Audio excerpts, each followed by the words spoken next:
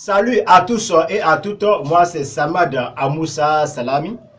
Je suis béninois et plus précisément, je vis dans une ville du Bénin qu'on appelle Parakou. J'espère que maintenant vous me connaissez mieux parce que je sais qu'il y a d'autres frères Kamido qui ne me connaissent pas, raison pour laquelle je me suis présenté. Voilà, maintenant je fais cette vidéo là, c'est pour répondre à une vidéo qu'un frère Kamit a postée sur sa page Facebook. Et ce frère Kamit, il est connu sous le nom de Ouedraogo l'ancêtre. Je vais vous laisser voir l'affiche de la vidéo, l'image de la vidéo. Maintenant, la description, maintenant le lien de la vidéo là, je vais vous le mettre au niveau de la description pour que vous puissiez, par curiosité, jeter un coup d'œil sur la vidéo et voir et entendre tous les blasphèmes qui ont été lancés à l'endroit de notre prophète Mohammed sallallahu alayhi wa sallam, les calomnies, les dénigrements, tous les mots du genre, tous les mots sauvages qui ont été proférés à l'endroit du prophète Mohammed sallallahu alayhi wa sallam, vous allez y entendre quand vous aurez regardé la vidéo. Subhanallah, subhanallah. Est-ce qu'on peut être aussi insensé jusqu'à ce point? De la manière vous avez essayé là, vous les Kamites là, dites-moi combien de fois vous avez vu les musulmans vous attaquer de sorte. Montrez-moi des vidéos où les musulmans là, ils ont pris certains de vos traditions là, de vos cultes là, et ils ont pris pour dénigrer ça. Donnez-moi les vidéos. Vous pensez que vous êtes les plus puissants? C'est ça, non? Non, c'est pas grave. Mais sachez que Allah là, c'est lui le plus puissant, le créateur des cieux et de la terre. Je ne vais pas parler long. Je ne vais pas aller long. Je ne vais pas allonger cette vidéo. Il faut qu'on aille droit au but du sujet.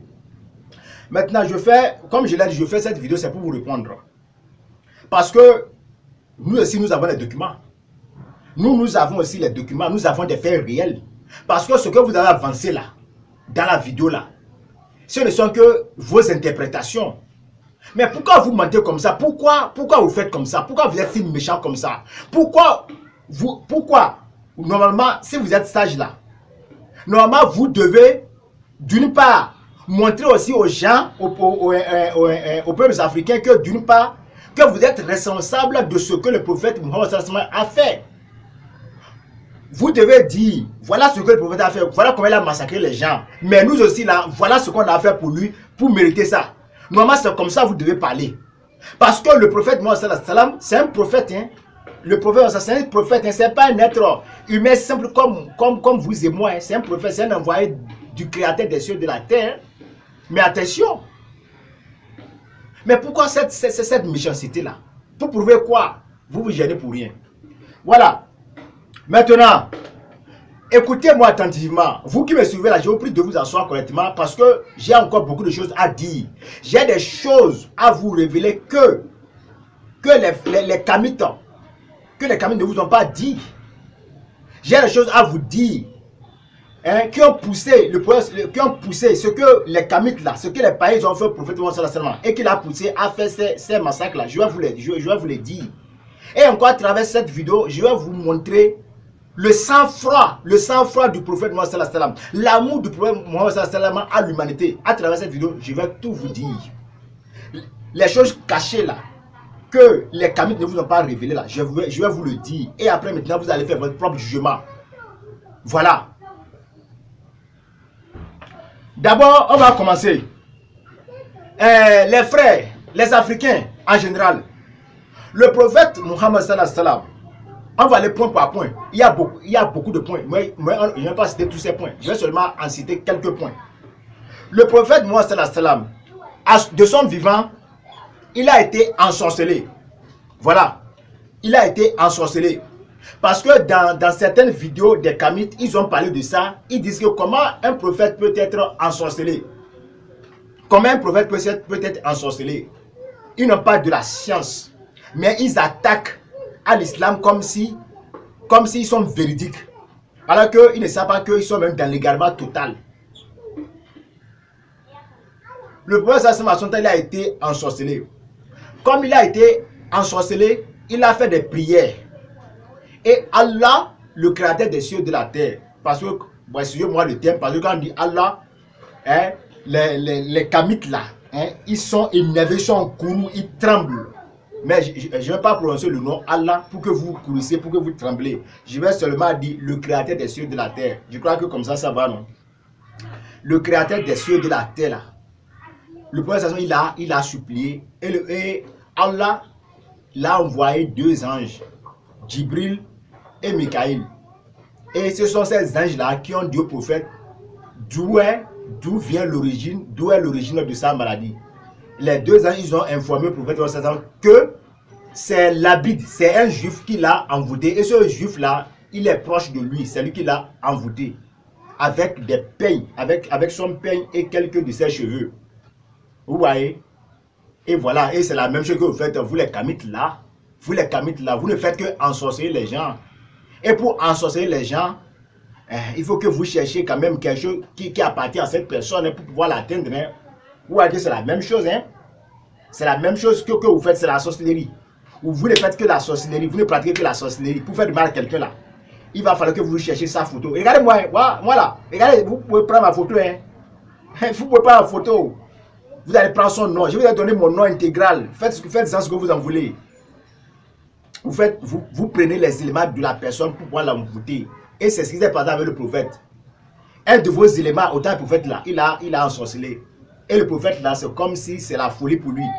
Et maintenant, les anges, ils ont dit au prophète qu'il a été ensorcelé par l'Abid. L'Abid, c'est un juif qui est proche du prophète et que la sorcellerie s'est enfouie dans les dépotoirs. Dans un puits. Maintenant, le lendemain, le prophète il a envoyé les Sahaba, les compagnons, ils sont allés chercher ça. Maintenant, le créateur des cieux de la terre, là, il a révélé, c'est seulement que Allah, le créateur des cieux de la terre, il a révélé les 2 sourates là, Al-Falaq, An-Nas. Et le prophète, il a récité ces sourates là pour pouvoir défaire la sorcellerie, pour pouvoir détruire votre œuvre de la sorcellerie que votre ancêtre là, la Bible l'a fait là. C'est les versets, c'est les sourates là que le prophète a lu dessus et il a défait et comme ça le prophète il est guéri. C'est vrai, il a été ensorcelé, mais laissez-moi vous dire, les frères Kamites, que c'est Dieu là, le créateur des cieux de la terre là, c'est lui qui l'a permis. Et vous savez pourquoi Dieu a permis ça? C'est à cause de nous, hein. Parce que vous prenez des choses, parce que vous avez la haine pour l'islam, vous interprétez les versets, les hadiths de votre manière, jusque pour détruire l'image de l'islam, jusque pour calomnier, pour diffamer, pour ternir l'image de l'islam, et vous ne pouvez pas le faire. Vous ne pouvez pas le faire. Voilà, maintenant, Allah a permis ça, c'est à cause de nous, les musulmans. Parce que dans le Saint-Coran, dans plusieurs versets, Allah nous a dit que sur le prophète Mohammed, vous avez un exemple à suivre. Vous avez devant vous le prophète et des exemples que vous devez copier sur lui. Maintenant, Dieu a permis que la sorcellerie là atteigne le prophète. C'est à cause de nous pour que nous ici là, nous puissions nous défendre. Et quand vous les Kamites là, quand vous allez chercher de nous ensorceler là, que nous puissions nous défendre. C'est pour cela que Dieu là, il a permis que ça a touché le prophète pour que les gens voient, pour que les gens voient comment le prophète va faire pour s'en sortir, et pour que nous aussi à l'avenir là, qu'on puisse copier. Voilà les raisons. Si vous ne le savez pas, voilà les raisons qui ont amené que la société a touché le prophète. Ce n'est pas la permission de Dieu, c'est pour nous apprendre nous. Et aujourd'hui là, nous là, moi, là, quand je vois la sorcellerie là, vous cachez vos sorcelleries là. Quand moi je vois là, je détruis ça. Je prends, je lis le Coran dedans et je défais ça. Mais si la sorcellerie là, si ça n'avait pas atteint le prophète là, pour que Allah nous montre comment ça se fait là, comment moi, Abdou Samad là, comment je saurais, comment les autres musulmans là, qui ont la foi là, comment ils allaient pouvoir s'en sortir quand vous les lancez des sorts, comment ils allaient pouvoir s'en sortir. C'est ce que vous devez comprendre, vous les Kamites là. Ça c'est un point ça. Maintenant, on va aller au deuxième point. Vous, maintenant, vous dites que le prophète Salama, c'est un assassin, c'est un tueur assoiffé, c'est un fornicateur, c'est consort. Vous avez traité le bien du prophète de tous les noms. Ce n'est pas grave. Je suis là pour vous apporter un éclaircissement et encore pour apporter plus d'éclaircissement hein, dans l'esprit des Africains en général. Parce que vous blasphémez, hein, vous blasphémez l'islam.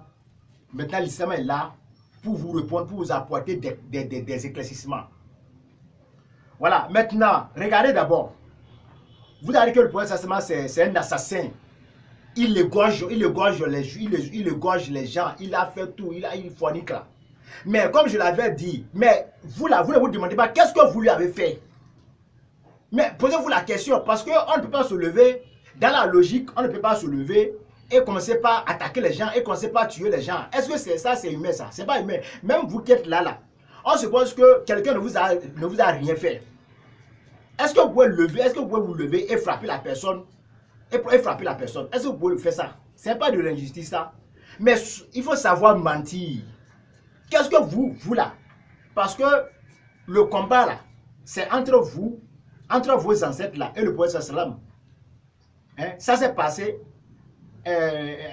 entre vos ancêtres et le prophète sallam là. C'est entre eux là que les choses se sont passées.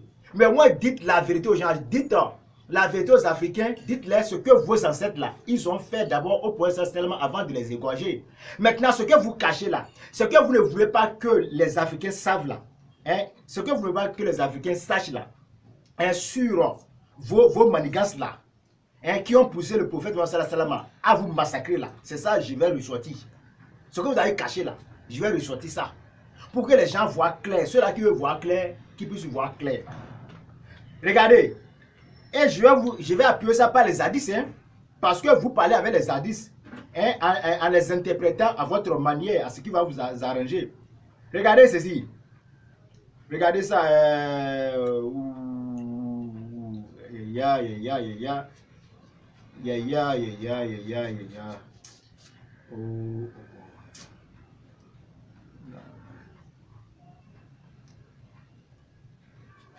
Voilà.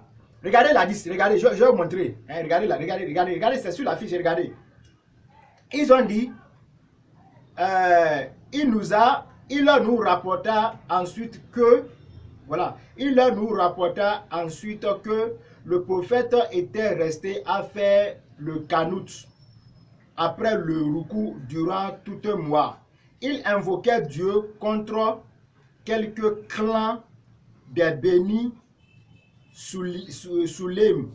Il dit, ils avaient envoyé 40 ou 70 récitateurs de Coran vers quelques associants. Mais ceux-ci les avaient tués et en dépit du pacte conclu avec le prophète Muhammad sallallahu alayhi wa sallam, jamais je ne l'avais vu si affligé pour quelqu'un comme il avait été pour ses récitateurs. J'espère que vous avez lu ce hadith avec moi. Parce que je ne vais pas mentir. Quand tu m'as ça va te rattraper. Vous avez vu, non? Maintenant, je vais essayer de vous apporter un peu d'éclaircissement. Au temps du prophète sallallahu alayhi wa sallam, vous savez ce que les kamites d'Atan là, vous savez ce que les kamites d'Atan ils ont fait, ce que les païens d'avant ils ont fait pour tromper le prophète Mohammed sallallahu alayhi wa sallam là, hein, pour le tromper. Hein? Pour le tromper, qu'est-ce qu'ils ont fait?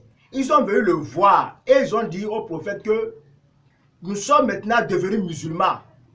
Nous allons vous suivre. Nous allons te suivre. Nous sommes devenus musulmans. Maintenant, dans notre tribu là, chez nous là, hein, puisque nous sommes devenus musulmans, il faut que tu nous envoies ceux-là qui connaissent la religion. Ceux-là qui connaissent mieux la religion là, il faut les envoyer à notre tribu et comme ça là, ils vont nous apprendre l'islam, ils vont nous apprendre le Coran. Et le prophète, il est content, il est d'accord avec leur proposition. Sans savoir que c'est un jeu. Maintenant, le prophète Mohammed sallallahu alayhi wa sallam, il a choisi parmi ses compagnons-là, il a choisi ceux-là qui connaissent mieux le Coran, ceux-là qui ont maîtrisé le Coran. Il en a choisi parmi eux 40 à 70 récitateurs. C'est la 10, hein. Il a choisi parmi ceux-là qui connaissent le Coran, là, par que là, il en a choisi 40 jusqu'à 40 ou 70 qu'il les a envoyés. Maintenant, ces récitateurs-là, ils sont allés à la tribu. Et arrivés là-bas, vous savez ce que les païens ont fait? Vous savez ce que les païens les ont fait? Les païens les ont massacrés. Les 40 là, ou bien les 70 là, ils les ont tous massacrés. Mais ces deux seuls qui savent comment ils les ont massacrés. Ces deux seuls qui savent, ils les ont tous tués. Mais vous là, vous n'avez pas vu ça, n'est-ce pas? Vous ne savez pas ça, n'est-ce pas?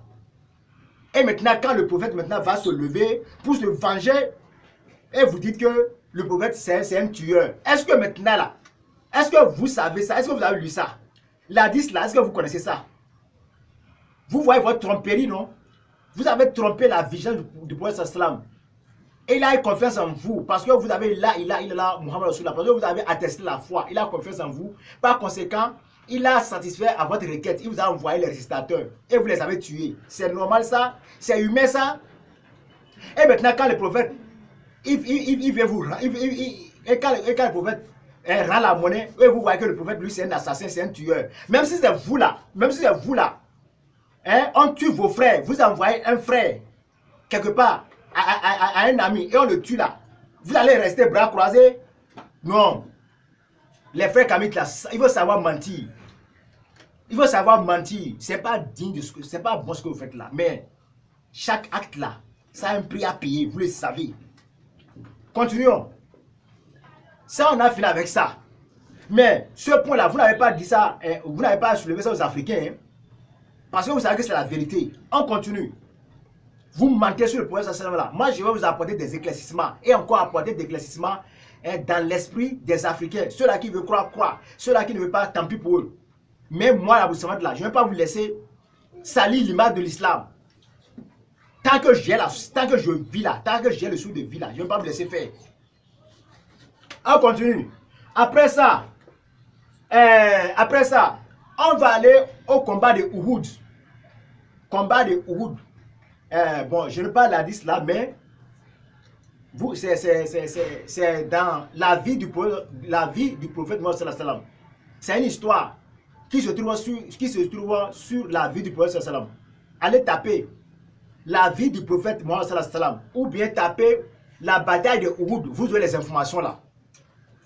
Pendant la bataille de Uhud là, la bataille de Uhud, j'ai dit, l'autre là, Hamza, les païens là, les Kamites, vos ancêtres, les païens là, ils ont tué Hamza et ils l'ont mutilé.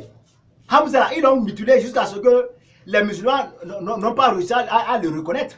Ils l'ont mutilé, ils l'ont coupé, ils ont coupé ces différentes parties du corps jusqu'à ce que les gens n'ont pas pu l'identifier.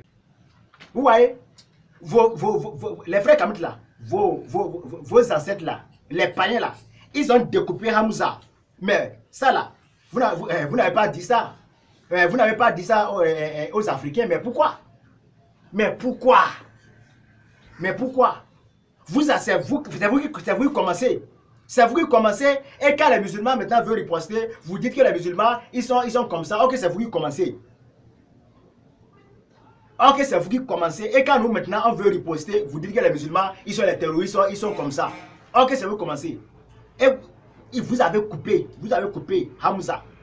Vos ancêtres, ils ont coupé Hamza, ils l'ont découpé jusqu'à ce que personne n'a pu le reconnaître. Et ça, là, comment on appelle ça? Ça, c'est pas un massacre, ça? Et ça, vous n'avez pas soulevé ça, hein? On continue encore.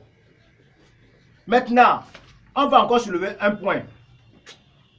Regardez encore. Regardez encore. Je vais vous montrer un hadith. Je vais vous montrer un hadith du sang-froid du prophète Muhammad sallallahu alayhi wa sallam. Je vais vous montrer un hadith. Hein? Regardez bien, écoutez, voilà l'hadith. Oh, voilà. Ils ont dit que d'après Abu Huraira, Tufail ben Amru ad-Dawsi et ses compagnons étaient venus trouver le prophète. Et il lui avait dit, oh messager de Dieu, la tribu de Daou s'est montrée rebelle et a refusé. Invoque Dieu contre elle. À ces mots, on s'était dit, Daouz va périr. Mais le prophète avait dit, oh Dieu, guide les Daouz vers la bonne voie et amène-les. Vous avez entendu l'hadith, non? C'est clair, non? Maintenant, je vais faire un commentaire là-dessus. Vous savez, autant le prophète Mohammed, il envoyait ses compagnons dans des tribus pour aller prêcher la parole de l'islam.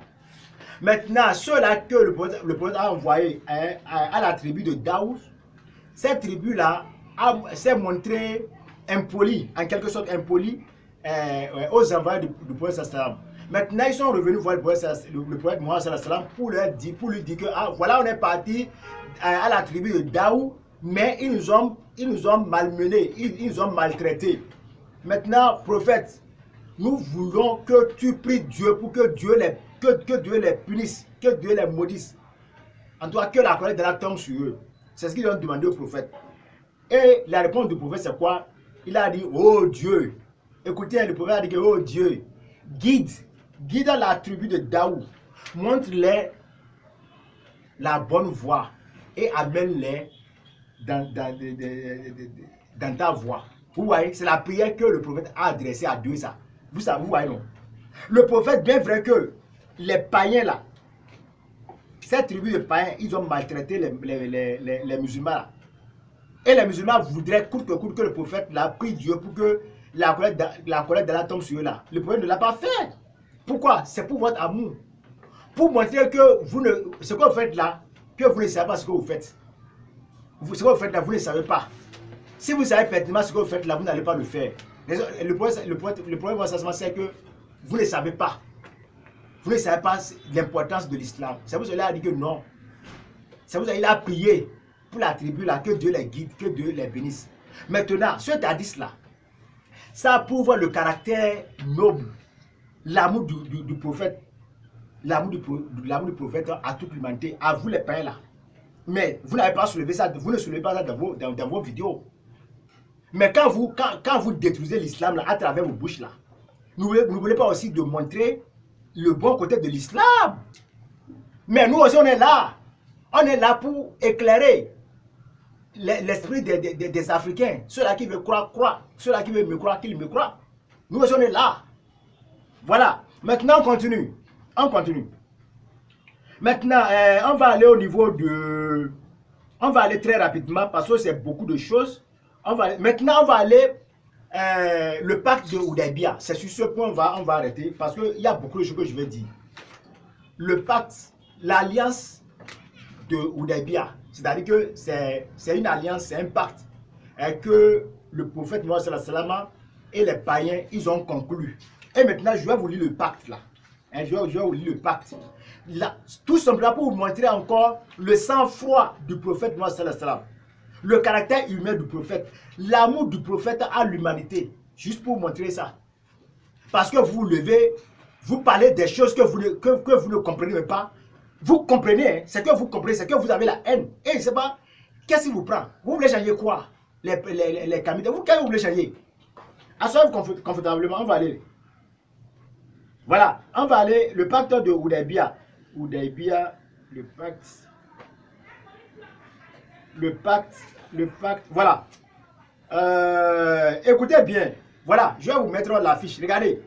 On va aller ensemble, regardez.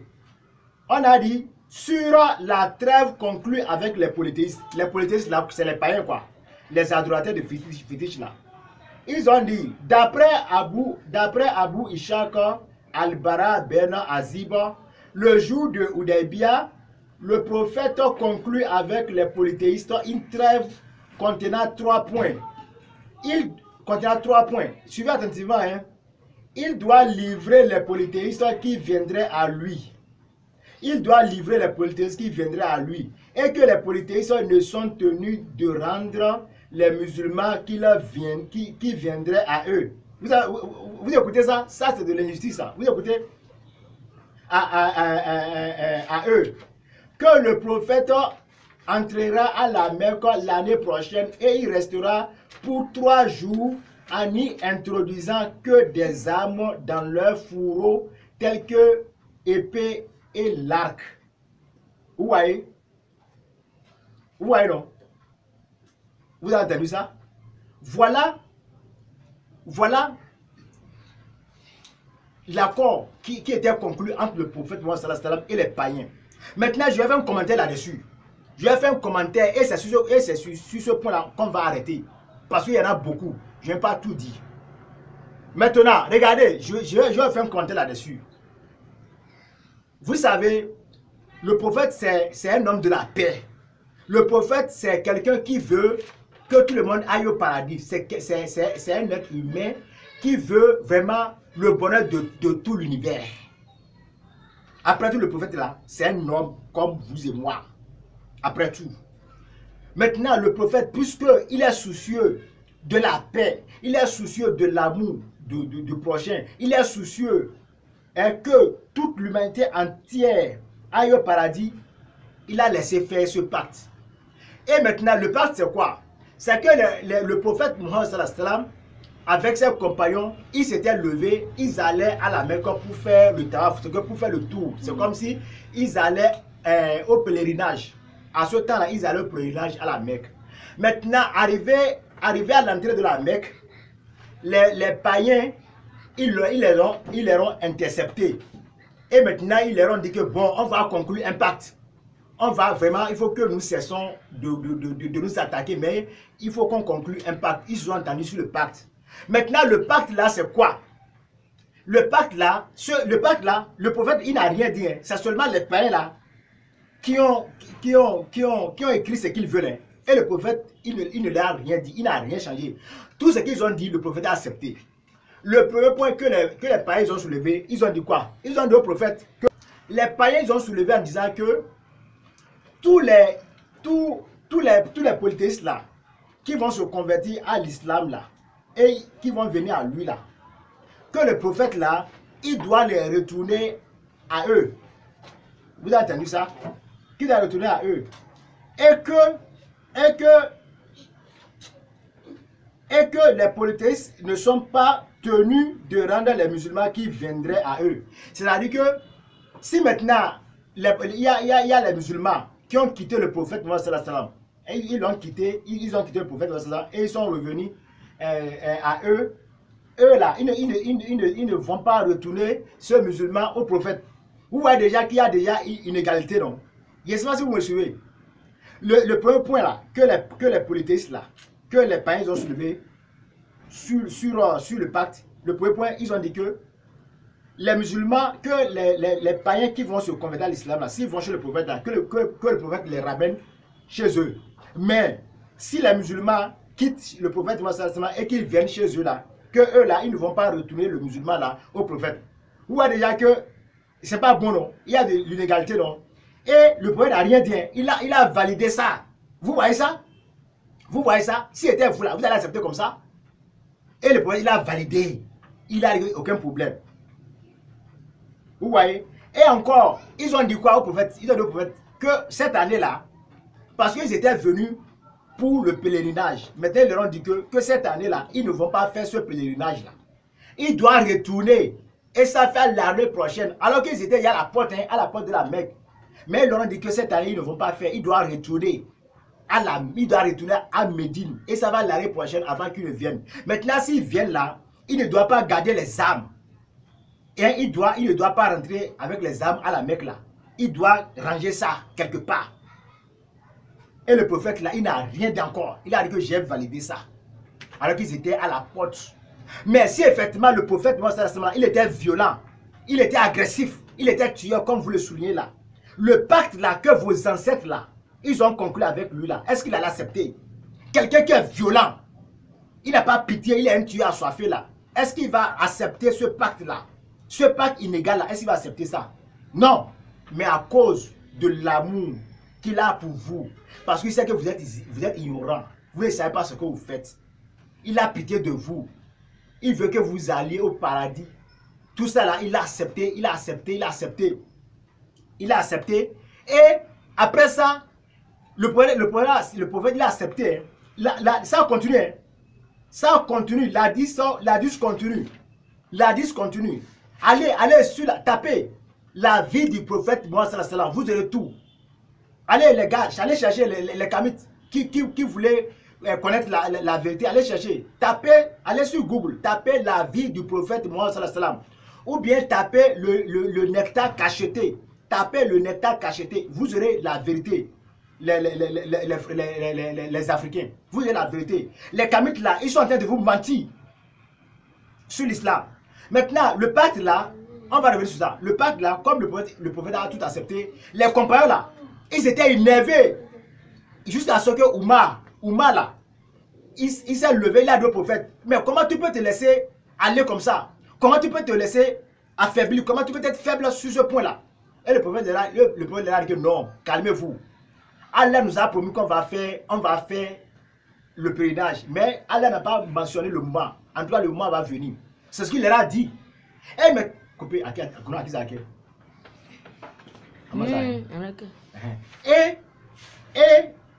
et maintenant, comme ils se sont intéressés sur ce point-là, ils ont commencé par écrire, ils ont pris une feuille pour mentionner le pacte. Maintenant, le prophète Mohammed sallam là, il a dit au nom